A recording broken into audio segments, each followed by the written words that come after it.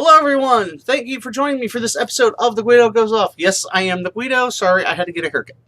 It was getting crazy. I was having like that Nick Nolte mugshot hair going on, so I had to get rid of it. But, as always, I thank you folks for watching. We are still with 32 days until WrestleMania, making that big push for 100 subscribers. So, if you haven't subscribed to the channel, please do so. If you are subscribed, thank you, and please tell everyone you know. At least the ones that like wrestling. I think they'll get a kick out of this. So we're going to start off this episode with former ESPN, I guess, host or legal analyst, depends on where you look, Adrienne Lawrence. She has filed a lawsuit against the company. She has named several male employees that have perpetrated the, quote, misogynistic and predatory culture that is a part of ESPN, according to this lawsuit. One of the people mentioned is, of course, former ESPN host and current Raw commentator Jonathan Coachman.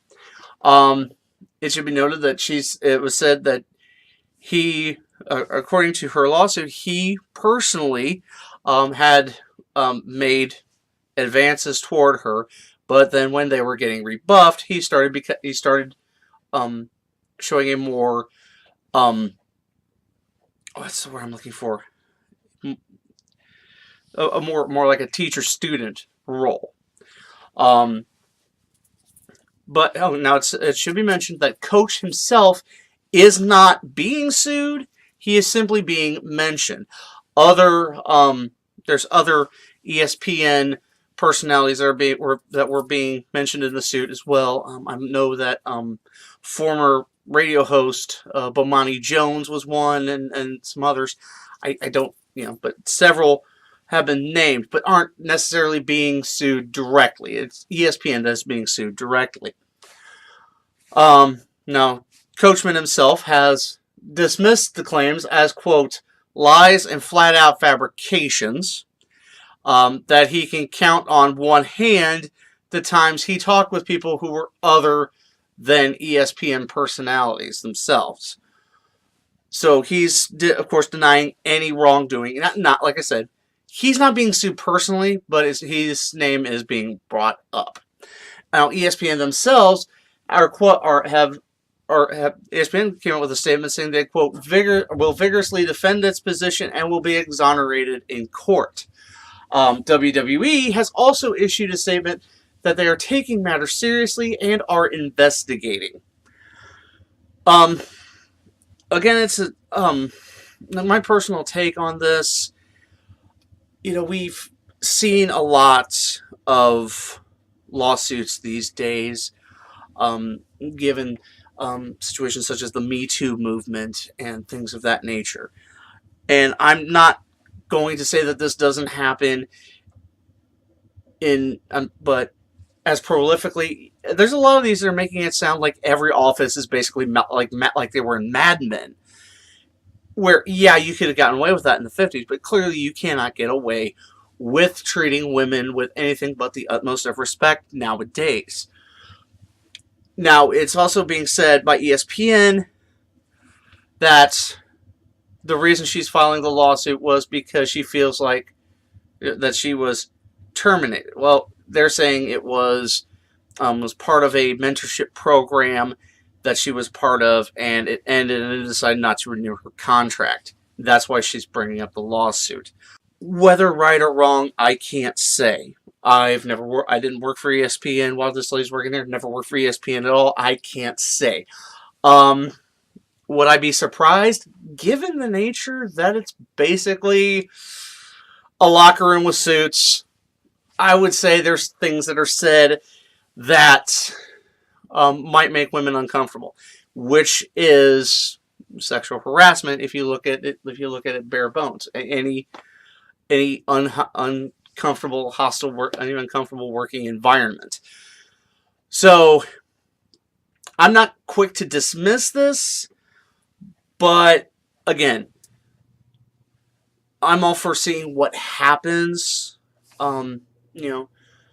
Hearing everybody out and then making the decision. As you know, there has been a rise in these suits and claims of sexual harassment and of such. Some have been proven true, some not. Again, I go case by case. I don't want to say if Miss Lawrence is lying, and everybody will have their day in court. So, of course, more on this as it develops, especially if WWE does something to Coach, which, as he's still part of Raw as of this moment, nothing's happening at this time. So, again, there'll be more on this as this develops. Moving on, well, it looks like there's going to be some more hardware for the for WWE and NXT talent to fight for. It was recently announced earlier this week that the Cruiserweight division will be getting a tag team championship. Like the tag teams and, the tag teams and brackets, or however this will be awarded, of course, that will be decided after Mania. As you know, right now they're still in the midst of the Cruiserweight of the determining a new Cruiserweight champion. Where you're down to Roderick. I think it's Roderick Strong, Cedric Alexander, Mustafa Ali, and Drew Gulak. One of those four will be the next Cruiserweight champion, where the final match of this tournament will take place at WrestleMania. So after WrestleMania, the Cruiserweight tag belts will be decided. Now, it was just announced last night at the NXT taping, so if you don't... so, fair warning, spoiler alert, here it comes. William Regal came out and announced that NXT will be getting a secondary championship. Something I've thought they have long since needed, as this roster has grown quite a bit. So, NXT is getting a secondary championship. It will be called the North American Championship. Guess the U.S. title's somewhere else. And it's going to be decided at NXT TakeOver New Orleans the night before WrestleMania. It will be decided in a 6-man ladder match. Of course, so it's going to be hung above the ring. Pretty new belt will be hung above the ring. And these 6 men will be getting it. And we do know the 6 participants. So again, even bigger spoilers if you don't want it to be spoiled for you. But I'm sure if you watch this, you've read it somewhere. In fact, heck, WWE spoiled it. But it will be the following 6 participants. It will be Adam Cole, Bebe, Sanity's Killian Dane, Velveteen Dream, Lars Sullivan, and 2 of the newest members to NXT's roster, Ricochet and EC3. So, not only are we going to see a new title, we are giving Ricochet every excuse to jump off something. Viva la flippy shit! But again, both these titles, the Cruiserweight division is fairly large enough to support a tag title, especially if more people are coming up. It's still not necessarily said whether or not Gargano's coming up or anyone else of that nature, but it is. But I know NXT definitely needed a secondary title. You have a tremendous amount of talent, and I know you've been kind of using the UK Championship as a kind of pseudo secondary title. But adding the North American Championship, it does give that secondary title that NXT truly needs. Unless they're going to, and this is what scares me, is that they're going to fuse the championships. Is that they're going to have a unification match of the UK and North American Championship. That's the one thing I worry about. But it's a possibility. I'm not saying it's a definite. But, so, looking forward to those. Clearly these are 2 titles that have the support, enough people wanting to support it. Still no word on a women's tag title on either Raw or SmackDown or anything of that nature. But yeah, this is good. This is good. I think in both cases, this is something that both these areas need this extra title. Yeah. Moving on, more news regarding filmmaker John Bravo.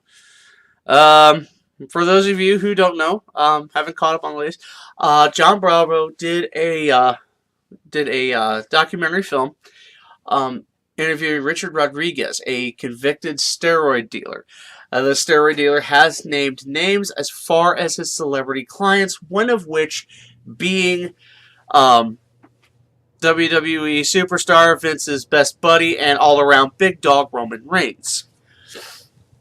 Well, it is also being said that he has released some more names and even insinuated other ones as well.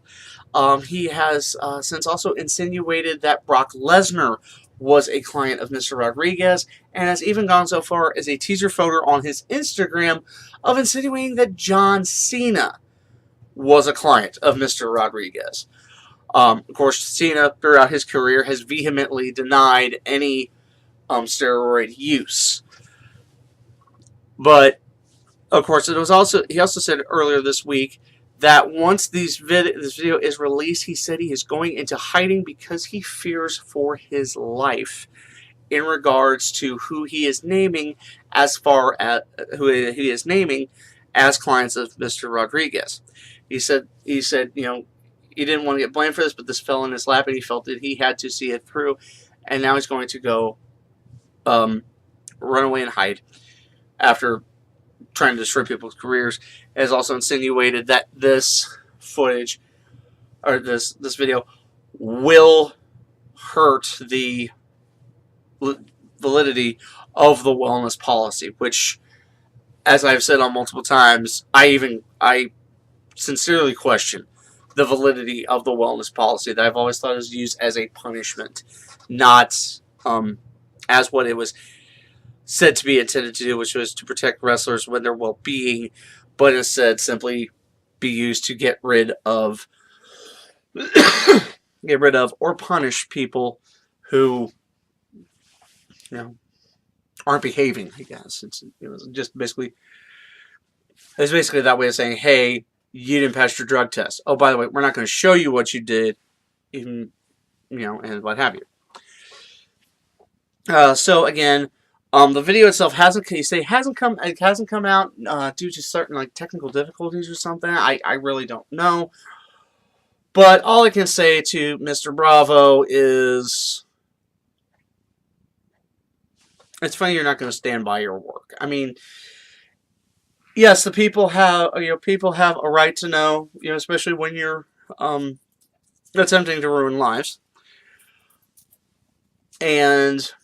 But then again, WWE's wellness policy has been highly suspect already, and if this video does what Mr. Bravo says it's going to do, it's pretty much going to bust the thing wide open as far as its invalidity.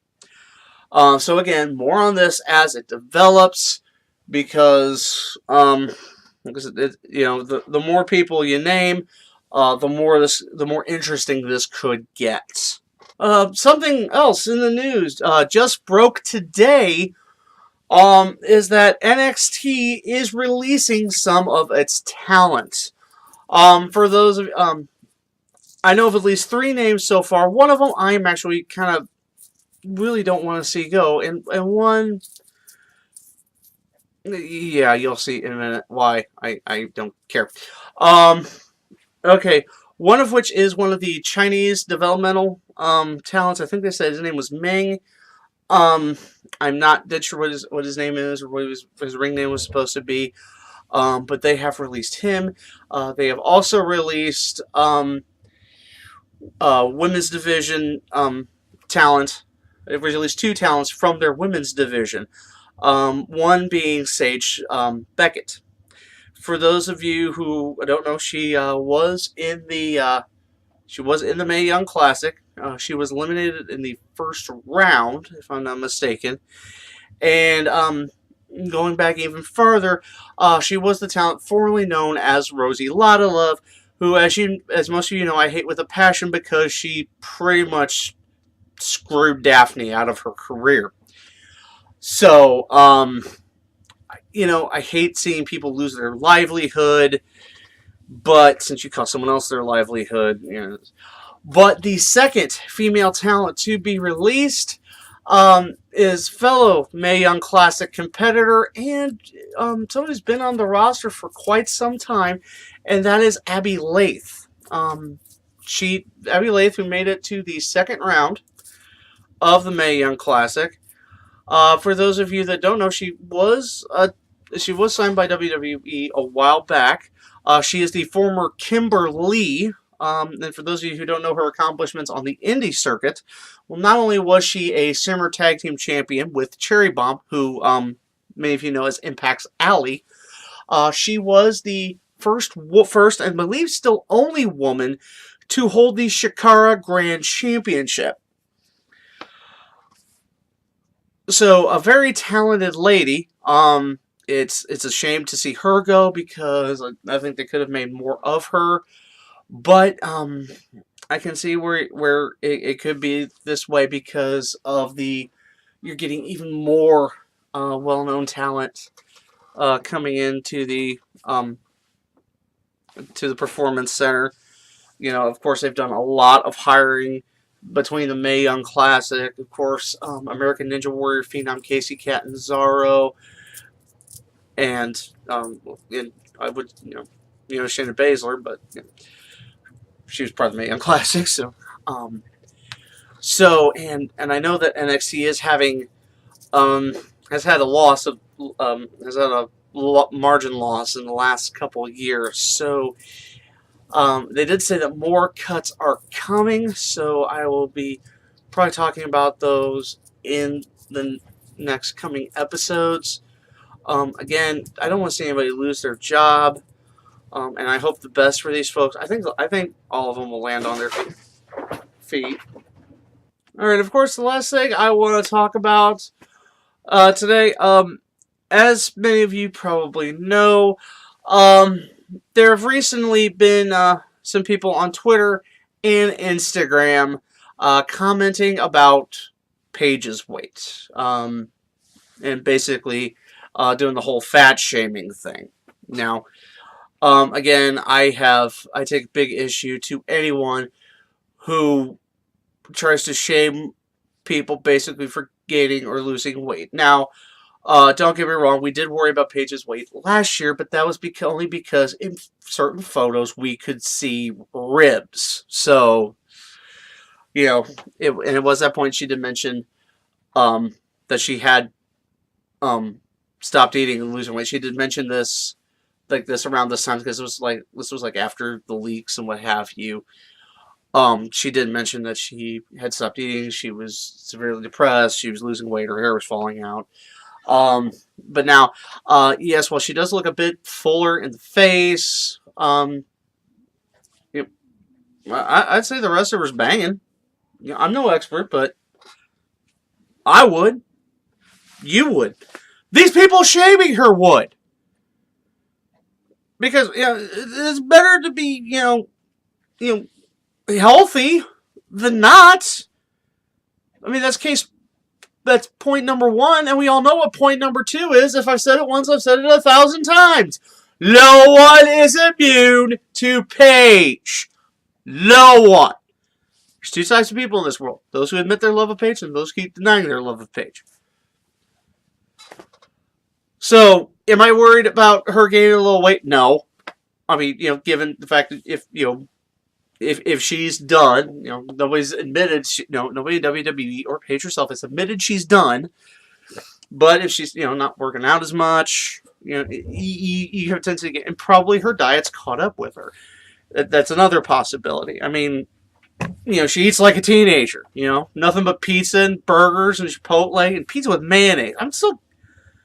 Mayonnaise! You believe that, North? She eats pizza with mayonnaise. Yeah, I know you're busy chasing Callie. Go on. Anyway, so she gains a little bit weight. Big fucking what? You know. In case also in case you haven't noticed, if she is fat, I'm freaking King Kong God blasted Bundy, man. I mean, these people are acting like she's like over 3 bills. I'm over 3 bills. So, like I said, if she's fat, I'm a giant. Like not like a tall giant, like a wide giant. Like Yokozuna giant, wide. But anyway, it's stupid, it's asinine. That's all I got to say about it. And that's going to do it for this episode of The Guido Goes Off. As always, folks, I thank you for watching. What do you have to say about the topics I covered in this episode? Drop me a line in the comments section below, as always. And if you want, and as always, talk to me via my social media. Follow me on social media. It's the same for Twitter and Instagram. Let's see if we can take that @ off. And as always, like this video, share it with your friends, and I covered the subscribe part earlier. But, I'm trying to get 100. Everyone you know. Hit the bell for notifications as well. So, as always, I thank you for watching The Guido Goes Off. I am the Guido, and I think we're done here.